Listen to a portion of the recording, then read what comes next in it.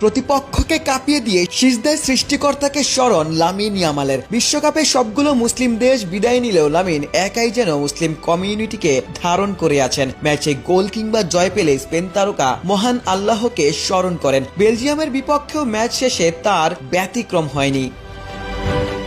শুধু আল্লাহকে স্মরণ নয়, মুসলিম দেশগুলোর ফুটবলাররা ম্যাচ সেরা হলে মদের বিজ্ঞাপন ছাড়া পুরস্কার নিতেন। বিশ্বকাপে একেবারে শুরু থেকেই লামিনও এই ধারা বজায় রেখেছেন। মুসলিম হয়ে অ্যালকোহলকে তিনি প্রচার করতে অস্বীকৃতি জানিয়েছেন। বেলজিয়ামের বিপক্ষেও ম্যাচ সেরা হয়ে তিনি মদের লগো ছাড়া ম্যাচ সেরার পুরস্কার নিয়েছেন।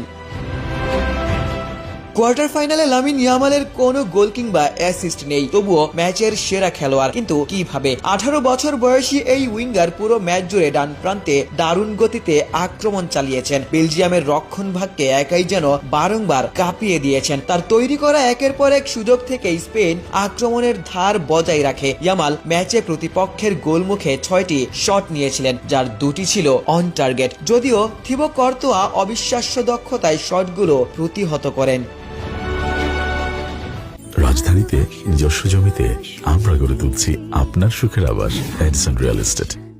গোটা ম্যাচে ইয়ামাল 12 বার প্রতিপক্ষের বক্সে হানা দিয়েছেন, সফলভাবে 4টি ড্রিবল সম্পন্ন করেন। 3টি কি পাসের সাথে 2টি গোলের বড় সুযোগ তৈরি করেন। বেলজিয়ামের একাধিক ডিফেন্ডার তাকে থামানোর চেষ্টা করেছে, তবুও বারবার রক্ষণ ভেঙে তিনি এগিয়ে গিয়েছেন। গোল অ্যাসিস্ট না পেলেও যে ম্যাচের সেরা খেলোয়াড় হওয়া যায়, ইম্প্যাক্টফুল পারফরম্যান্সে মেসির মতো ইয়ামালও সেটি প্রমাণ করেছেন।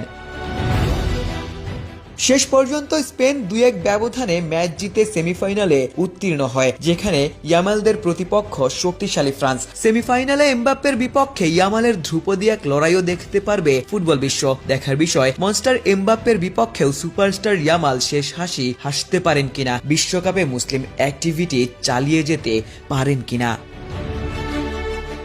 আশিক সারোয়ার, নিউজ 24।